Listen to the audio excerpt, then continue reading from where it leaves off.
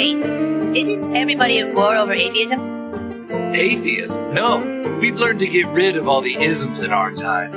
Yes, long ago we realized isms are great for those who are rational, but in the hands of irrational people, isms always lead to violence.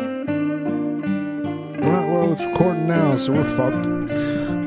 Welcome to a new episode of whatever the fuck I want to call this show. Tim's Two Cents sounds a little bit high and mighty. It always kind of did. It always kind of sounded a little bit prissy. But now it really doesn't fit anymore because I'm not really giving my opinion on one thing. This entire show is just... I'm not just giving a little bit of an opinion on something and trying to talk about a belief system the rest of the time. Now it's just me ranting about whatever I feel like, whatever's bothered me recently. I'm Tim Baker, if you don't realize this yet. If you're hearing this, you're most likely coming from the You, Me, and BTC podcast that I do with Daniel Brown and Zach Vole every Thursday night. Please check me out there. Check us out there. I promise... depending on what your feelings are, I guess I can't really make any promises, but I'm probably better in a conversation. I think most people are, as far as being entertaining. And that podcast, the You, Me, and BTC one, we do, like I said, it's a live show. So you can get us in the chat, but then the three of us and a guest normally are on, and so we can actually get a conversation going. Not as much a conversation. We don't have like real in-depth serious ones, although last week we did get kind of serious. Check that one out. We talked about Ross Ulbricht and some new, not really developments in his case, but more the fact that they've just given up on prosecuting him on certain things because it doesn't fucking matter at this point. They already have him. But yeah, check that out. Especially if you want something a little bit more Bitcoin centered, a little bit more centered around cryptocurrency. Zach Vole, who's also on that show with me, does the Coin Pod. It comes out on Tuesdays, where he does interviews with people, like actually in the whatever space. Like it'd be the equivalent of me talking to philosophers about something. It'd be the equivalent to me actually talking to people, I guess, in general, but the people that Zach have on have a deeper knowledge of it. That's why he has them on, so he can ask them questions. And that's a show entirely focused on cryptocurrencies. And Zach does a very good job. He comes up with, I don't know, this sounds like a little bit weird ways. He comes up with good questions. But I guess that's the best way you can put it. He's a good interviewer. He has cool people on.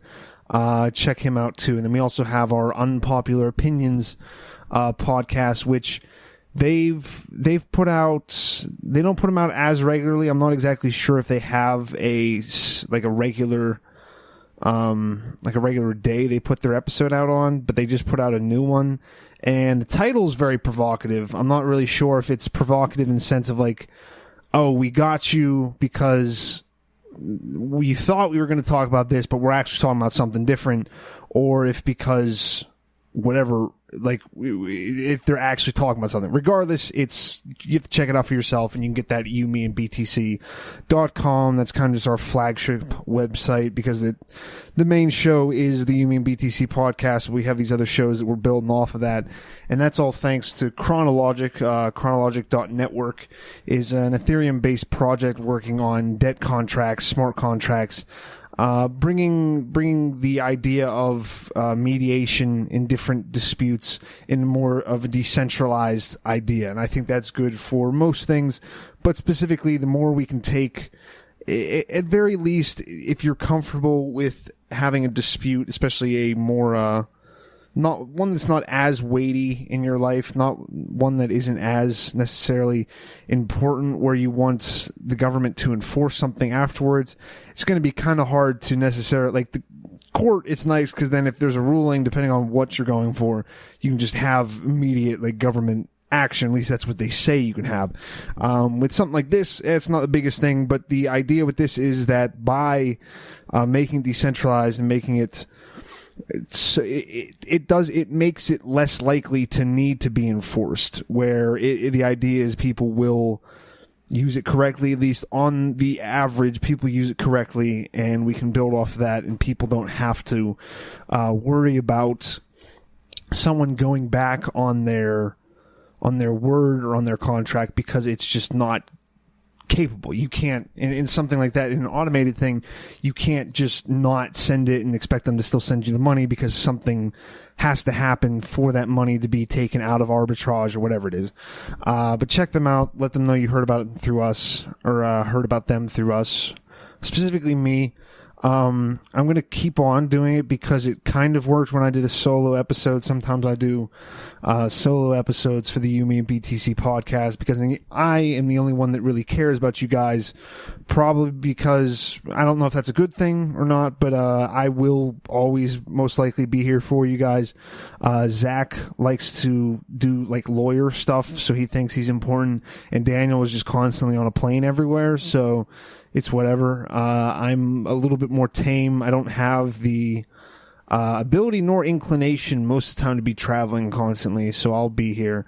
But I really, really, really groveled for some tips like 2 weeks ago, so I guess I should still keep doing that, but I don't want to be too annoying about it.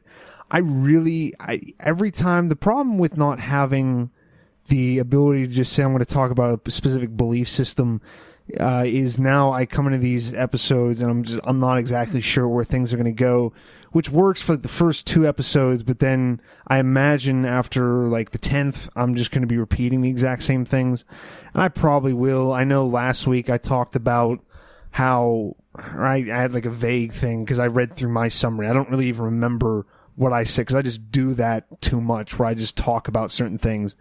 That's probably why it bothers me though too, is when other people have these like talking points they do. Like I very quickly in a conversation go back onto like, oh wait, I heard this, blah, blah, blah. I have this like set, like, I don't know if you guys do this too. Maybe you do, where you have like that certain, whatever it is in your life or whatever the different things are in your life, where you don't really have a conversation about it. You just have your talking points where it's either so serious to you or you want to sound smart about it or something like that, where you don't really talk about it. You more just kind of, you don't converse about it. You do just talk about it. You just start babbling off things that you say are facts and may or may not be, but I definitely do that. That annoys the shit out of me when other people do it. I'm just saying I don't give a fuck, which is fine because most of the people, if I rant to them in real life, well, first off, there's not a lot of people that do that without just turning away. Just the way I look doesn't look good for me to be screaming things at you about how whatever works. But in real life, most of the time people are just like, when you'll fuck off. But God damn it, I have better points than most of these people too. I will also give myself that. Which, I don't know. Maybe I'm just doing that because I'm myself, but yeah, I almost do feel like most people, whenever they're talking about things, because most of the time now, like people will say they're into something, people will say that they really pay attention to it, but if it's not a conversation about sports, like sports are a good, easy way to just have a non-shitty conversation about. You can just, well, certain people turn that into something else. Again, it's the people who have like, oh, the Pirates, because I'm from Pittsburgh, so literally since I've been born, the Pirates have been a shitty baseball team. Since 1993, a couple years before that, but since then, they've been dog shit. So then you can have like, I don't think I've ever had a conversation about it. I've had to sit next to somebody in a bar when I wasn't even drinking. I was just trying to get fucking food. They had like tacos or some shit, which that is one of the joys. Like when I first moved into the apartment I'm living at now, I kind of like the idea that there was a bar literally a 2-minute walk, and I timed myself. It's like a 30-minute or a 30-second sprint. So you really need to drink, you can sprint down there, whatever. So I thought that was great. Went there too much whenever I first got here. Now, as evidenced by how drunk I got on the solo episode I did 2 weeks ago for Yumi and BTC, I don't drink as much, so if I do drink, I'm probably just going to buy a bottle or something like that, be at my house, go over to somebody else's house. I'm not going to go down to a shitty local bar, so when I do go down there, I'm getting food. But regardless of all that build-up, I'm not really sure why you need to know that. I wasn't even getting food. I had to have, this guy just started like, hey, yeah, like the pirates, like, yeah, like they're like, they just don't know what they're doing here. This guy keeps on getting injured. I'm like, I don't care at all, man. He's like, his thumb, he was out for 3 weeks with a thumb, and like, I respect them, and I'm not this guy that like says they shouldn't get, I mean, I don't give a fuck at all, man. But normally, if you're going to have like a non-annoying conversation, at least in my eyes, it's going to be about a couple things. It's going to be about sports, entertainment, or in a very loose sense, politics. And in a very loose sense, I mean like almost everybody. And this is what I don't get whenever people will defend certain things in politics. Like there's no person under the age of 50 that goes, yep, no, that congressman over there, yep, he knows what he's doing. He's got my best interest. Like, everybody will just admit there's the whole jokes where, and I guess this is shit that we don't really believe this, but we do kind of just allow it constantly in jokes. Like, you'll have lawyer jokes about how awful people, but then people will also have politician jokes and just like, oh, they're just constantly lying. But then that's fine. That's a fine conversation because everyone can kind of just agree about it.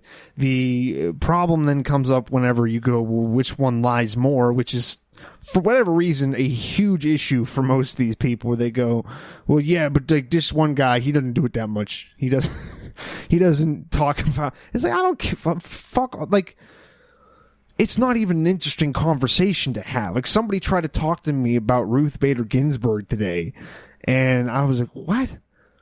I'm 25. Like, I don't give a shit about Ruth Bader Ginsburg. It's like, they're old and they better stick around or something because of Trump. And it's like, you think this actually matters? You think fucking reptile Ruth Bader Ginsburg? I don't mean that in the sense, I want to put a stop there right there. I don't mean that in the sense of like everybody's a lizard. I feel like there's easier explanations as to why the world is fucked up than that we're run by Komodo dragons in suits. But she, like, this is just a woman.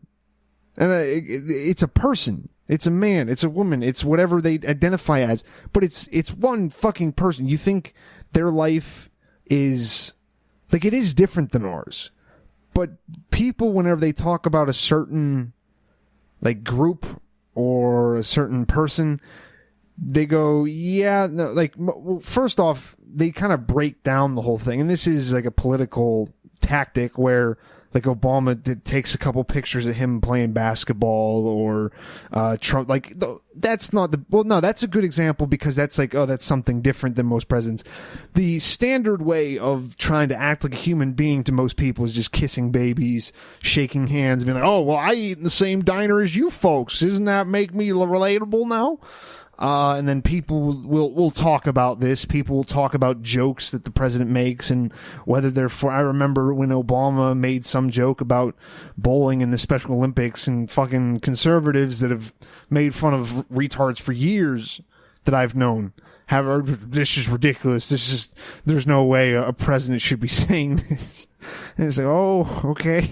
Well, first off, it's not even that bad because he said something, and second off, they're like, these don't have to be good people. These can be people that pick on disabled people. I'm sure they've gotten to their jobs because they were just so nice and just so heartfelt in everything they did. But the annoying conversation does come from when we go, well, yes, the general rule is true, but I'm now going to halfway argue against the general rule, and this also extends outside of politics. This even extends to like people's relationships, how we treat other people, like whatever kind of an issue it is. They go, yes, no, I agree that it's not the best thing to do whatever, put in your own little pet issue, but you know, like, this person doesn't do it as much, or like, well, it's not that bad though. Like, if you're not striving to have, not perfection, because I mean, I guess it's not a bad idea to try to strive for perfection, and not that I've ever done that, but especially with what you allow into your life, if you're not trying to focus on it being of a high quality, I think that is something detrimental. Not to say you can't enjoy stupid things. I love just stupid, repetitive deathcore, which is a whole amalgamation, which is, I hope most people don't know, like, as much about, like, that's weird. It's anytime you look at something, and this is completely a side point, but think about what you're into, whether it's a certain kind of music, certain kind of movies, a certain kind of politics, blah, blah, blah, and then you don't get why people don't understand why you care. Well, that's because no one else even knows what you're talking about. Like, if you're not into metal or you're not into certain kinds of movies or horror movies, and then people start wanting to make distinctions between subdivisions of those things, if you don't know what that is, you have no frame of reference, and there's not even a point to you listening to the conversation unless the person is just literally just spouting things to you. Like, if someone starts talking about this, I also had somebody, it was a couple weeks ago, go in depth to explain to me what punk is, like what punk music is, and how it's this certain drumming pattern with a certain way of playing the guitar and blah blah blah. And I'm like, yeah, but like it doesn't, like, I don't know that, so why should I care? And I guess my point is, if not everybody pays attention to it, and it's not important enough, or now this goes down some weird places, but as far as conversation with another person that maybe you don't know that well, or you're not, like, if you don't have with somebody, if you don't have like the reputation or the repertoire to have like inside jokes with that person to the point where you know each other enough that you know like what that person will talk about, what that person is interested in, don't bring up anything that requires somebody else to like that requires a specified knowledge of something, and then talk about it like it is important and it should be important to them as well. You shouldn't care about the 78 different subdivisions of metal if you don't listen to it. You probably shouldn't care if you do listen to it, but there's no reason and there's no benefit to anybody if you're not interested in this. If you don't pay attention to it, it doesn't make you smarter. Like, nobody gets smarter anymore by learning these dumb little things. Like, fact learning and knowing, and this is as much I guess an attack against myself, or as much a knock against what I do as much as anybody else, but just like repeating facts is not necessarily intelligence. I had a lot of people whenever I was younger tell me I was like way more intelligent than I am. Like, I still think of myself, I definitely, like, if you ask me, I'd still place myself probably too high on an intelligent list, but apparently everybody does that, so I don't really feel that bad. But the way that people talked to me when I was younger, before they realized I wasn't going to do their dumb little college, like, oh, well, you just go and then you write more papers and then you do more stuff and you get higher education. And it's this wonderful experience of learning how to think and blah, blah, blah, blah, blah. It was always, oh, you have a mind for this. I'm like, yeah, it's because I just fucking pay attention because nobody's given me medication yet.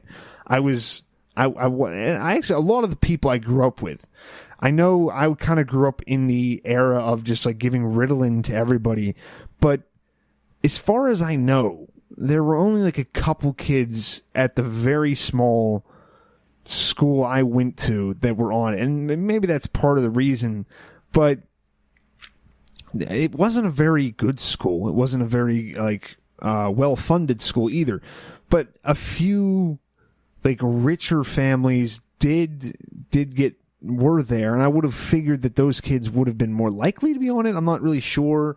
Most of the people I know who are on ADHD or ADD medication, and those are normal. Like, it's a higher end family. It's a family that doesn't just say, shut up, drink some caffeine or something like it's a family that has at least the expendable income for their child to just be prescribed speed. Like, normally doctors do have to be like, well, this is a feasible option for you or not.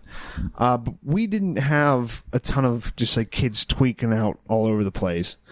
And I don't really know what this had to do with the rest of what I was talking about, which is I probably do need a little bit of a pick me up. So send Daniel all of your meth and make sure it's postmarked for Daniel Brown.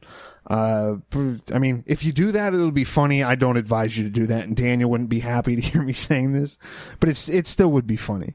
I was talking about the whole idea of like being told you're intelligent a lot. I mean, I think just all of us, we're definitely told that we're more intelligent than we are because we can go, oh, yep, no, I can remember that, and I can Google this, and I can blah, blah, blah, and I can write it down in a way that's cohesive.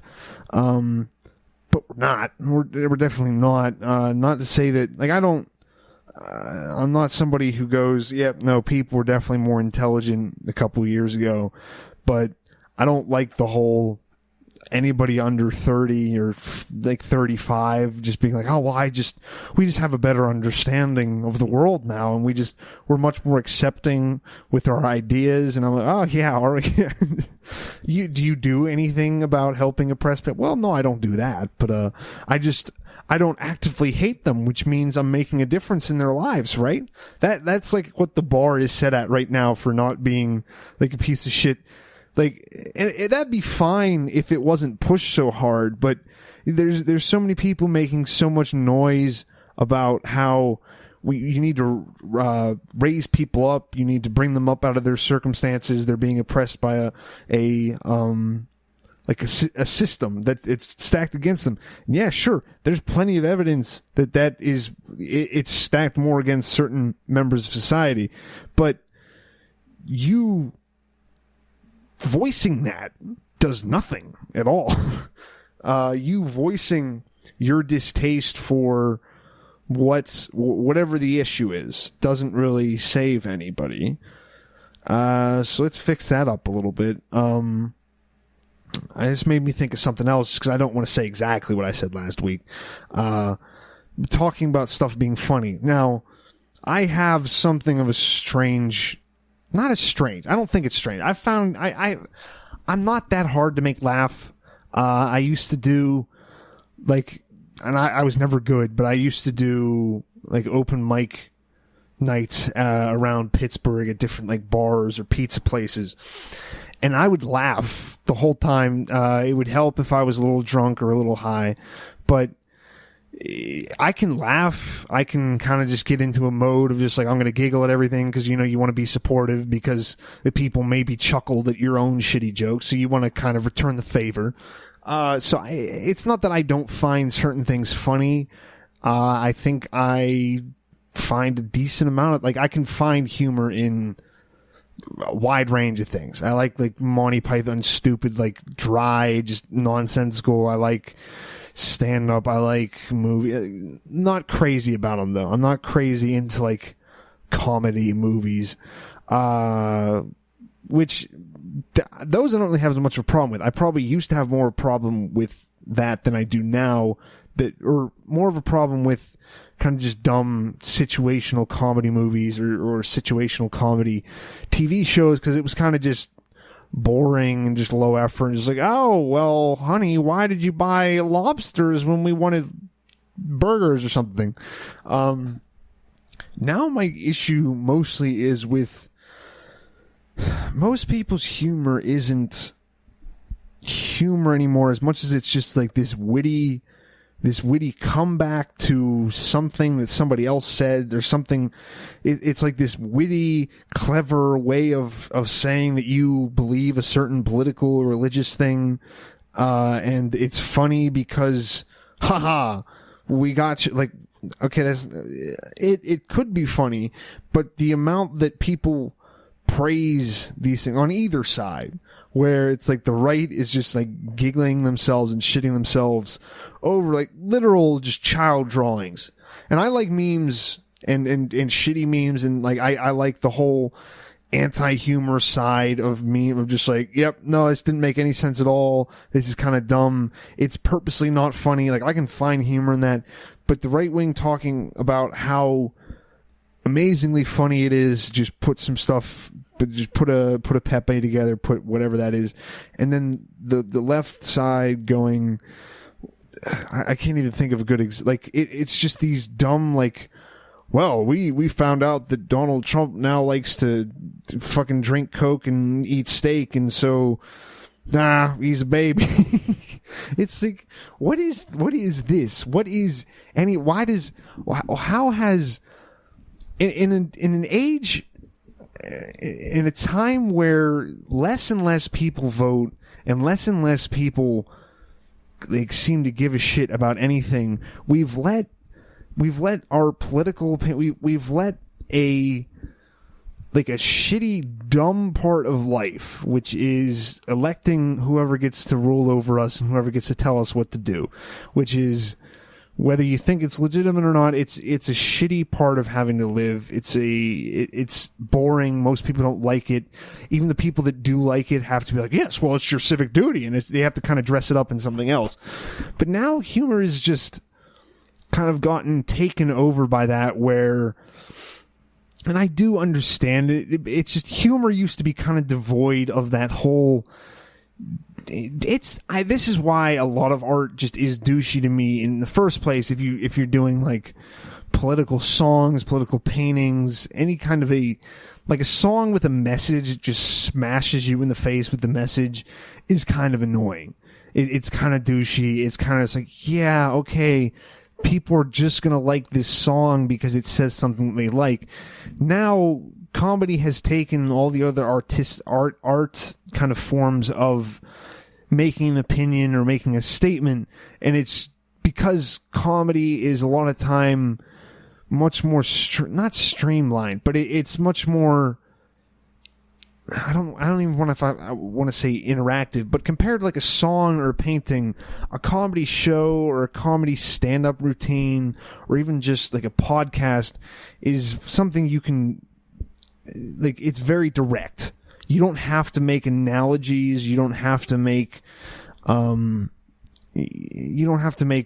allegory, like a lot of in music or paintings. It's not normally like if you're protesting against, if it's an anti-immigration like song or painting, the song might be something about how like this nameless group of people have been blocked and they just want to come to the promised land. It's like the Israelites, and wow, it's this different group of people that you never even thought of. Wow. The painting would be like, I don't know, the wall that Trump still hasn't built would be, it would just have, it would be made out of swastikas or something, where it's, this is meaningful, it's just an allegory. With comedy, you don't have to do that because that's not really the style. Comedy is normally a shocking, like, comedy tends to be, there's different things you can do, but it's like, well, we're going to walk you along this, punchline. Walk you, even if the punchlines come quickly, there's a difference between different other kinds of art and then comedy, where, and you can do this in songs too. You can have comedy songs, but it's normally a juxtaposition of two different things normally that you wouldn't expect to put together, and that's a very simplified version. But that's what a lot of humor is it's a contrast of things, and if you start trying to do that with political stuff, religious stuff, or something that has a very binary division in most people, then your comedy is just going to become this bad, this good. This bad, this good. Hey, wait, look at this meme. It's hilarious. It says my side is right. It says the other side is dummies. And that's where this is just the whole issue with, I guess this is just the issue with the echo chamber. Maybe that's similar, where it's not just for political opinions, but like people don't have jokes for somebody who doesn't already agree with them. People, if you're in a group online even if it, like, most Reddit things are going to be skewed to the left, most probably, like, if you're on BitChute, it's going to be skewed to the right. It's going to be, but nothing is, the first part of it isn't to be funny. The first part of it is to make this statement, and that statement is just, we're right and they're wrong. And why is that? Well, because they're wrong. Well, why? It's not we're right, it's they're wrong, so therefore we must be right, or something like that. And I'm kind of, as a consumer, as a fellow internet consumer, I'm getting annoyed by the amount of it's like partisan comedy or something. I don't know if that's the correct way. I don't know what partisan politics is, but it sounds right. It's this, you're weaponizing, that's a little bit of an aggressive word that sounds like something that Slate would write about the Pepe, where they're weaponizing pictures on the internet to indoctrinate people into the alt-right or something like that. But you're hijacking what is supposed to be something to distract. I can't say what comedy is supposed to be, if I'm being honest with myself, but normally, and the way I see it as being the most fun, comedy or humor is something that tries to make a heavy situation lighter, and to make us go, hey, well, this really isn't as important as how much, like, effort and time we put into it. Like, your life it doesn't need to revolve around these things. Like, if we're going to make a joke about it, even if it should revolve around that, even if it's a joke about, like, your family dying or something like that, it's still something meant to be making something heavy, levity, giving it some levity, where you can, like, comedy's cool because, or humor's cool because, like I was saying, unlike paintings or music, which just go, here's this thing, it's clever in how I put things together, and the words are kind of what I meant to say, but not really, and you have to look into them and you can interpret it. Comedy, you can go, hey, here's this thing. We either all like it, or we might not all like it, or whatever it is, and then, hey, here's this other thing, which you don't necessarily want to compare to it, but if you do compare to it, it makes the first thing seem less. Like, it takes away from how important and the kind of pedestal of whatever it is that you've put it on in life. And that's not bad. You can always put the thing back up on the pedestal. Just because it gets knocked off, it's not literally on a pedestal. An idea can be taken back even after you go, hey, let me take a step back from this. Maybe I shouldn't be so wrapped up in how important this is, because maybe it's distracting me from actually giving a shit about something that I could change, or what that does matter, and go, is this worth paying this much attention to? Yes or no? Like, that's what's cool about comedy, or any kind of a subversive art that isn't a single thing. Now, like, I don't want to say any kind of subversive art, because, like, something like revolutionary graffiti isn't like, hey, we have this government, but, like, they're kind of shit, aren't they?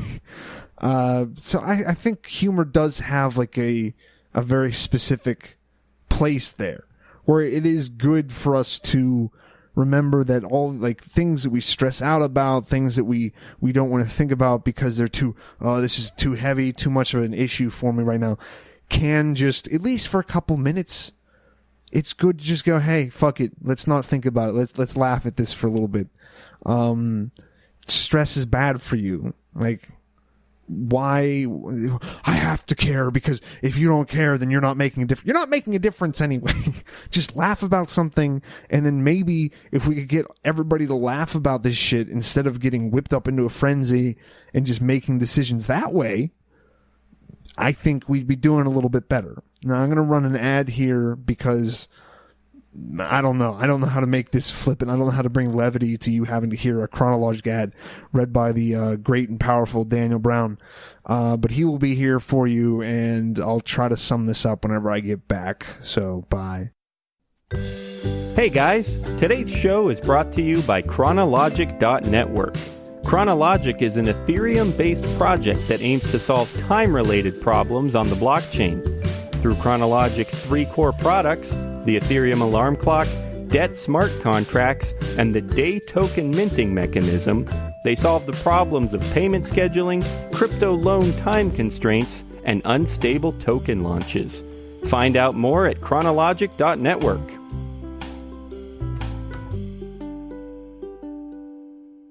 Hello again. I was just kind of wrapping up talking about how I think humor, comedy, whatever you want to call it, where anything where you're going, hey, this idea isn't so far supplanted in my mind that I can't even laugh about. That's what I have an issue with, is when, regardless of what it is, I have my own issues about certain things, but I will, at least for all I know, like, there might be something that if somebody says, I'll just, no, you can't joke about that. But from what, like, as far as a clear mind right now, I'm trying to think, and I can't think of something where, if it isn't at least a good attempt at a joke, I won't chuckle. It is just they are words, and yes, words can be powerful, but they can only be powerful if you give them the power to do that. And if the person isn't actively attacking somebody with those words to where, like, maybe someone's like, there's a difference between making a joke and then, like, aggressively following somebody and just shouting mean things to them. That's a little bit different. I still can't say that I'm going to treat that the same way as, like, a physical assault, but I at least understand then calling that assault. But if it's not, like, physically, or you're not impeding somebody's life somehow, I don't know how you do that with a joke, but if you're not doing that, leave it alone. Just laugh a little. Like, everybody wants to make everything so terrible nowadays, where the president, he's a treasonous, he's a traitor. I'm like, this is exactly what they said with Obama. This is exactly what they said with Bush beforehand. And anybody, like, you can just spin whatever you want. If you want to be stressed out, why the fuck do you think all you guys are on fucking Xanax and Klonopins and all different fucking kinds of things just to calm yourself down? Is because you make some kind of a huge issue out of something that literally affects you in no way. And if you're like, well, I'm not worried about myself because I'm a privileged person, so I worry about other people, then go and actually do something for them. Don't quit fucking just crying that something's happened and you want, because it's an attempt, and I would say that it's most of the time, if not always, a pretty conscious attempt to dissuade any kind of guilt that you have over a situation by just being offended by something and just stating that you have an issue with this. Don't do that. If you have an issue with something and it's now, and I have to make a caveat here, if it's not enough of an issue for you to say anything, then sure, leave it alone. Don't do anything. But if it's enough of an issue to bring up and complain about and cause me or somebody else in your life to have to listen to your bullshit attempt to make yourself not feel bad anymore, if it is that, and it most likely is if you're questioning it, then just don't say it, because maybe other people will, but I don't think it's a good idea to fetishize guilt and to fetishize outrage over something as if it's a special high point for an argument, because people just believe you can't say whatever. You can't say that socialism doesn't. You can't say that whatever. You can say whatever you want. You can't say that capitalism hasn't brought everybody up out of blah blah blah. I'm like, I can say anything I want. It doesn't matter. None of our words matter. We're so flippant with most of our words. We can't just put this grave importance on certain words.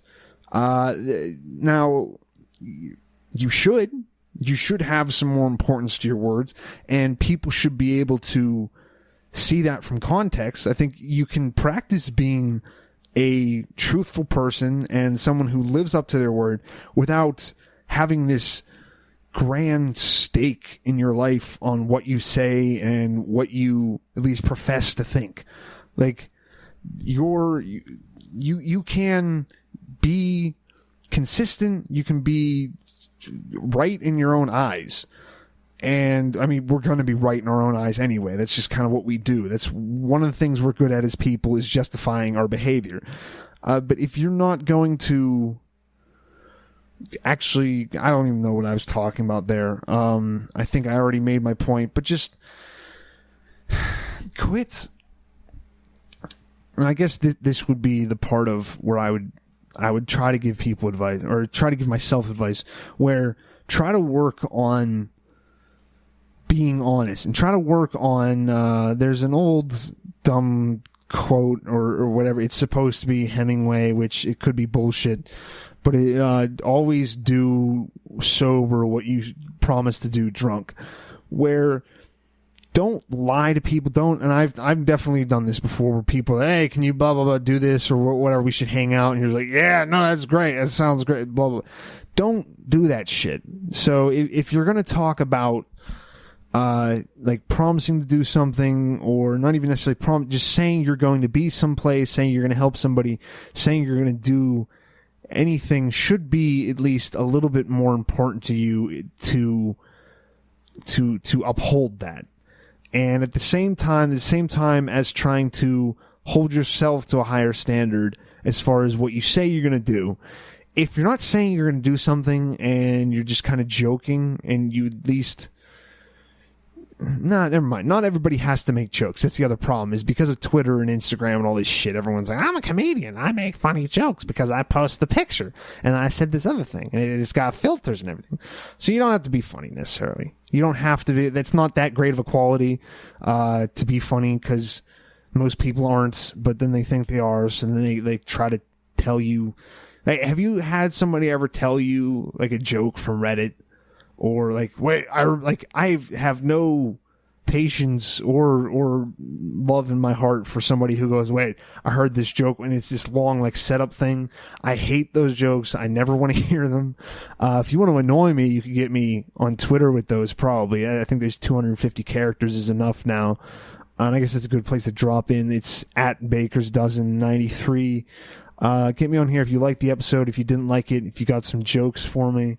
But just go out and have some fun, I guess, for the real advice. Find out if you do have something that you really care about in your life and you really want to make happen, and do it if you can find something. And if you can't find something, just have some fun.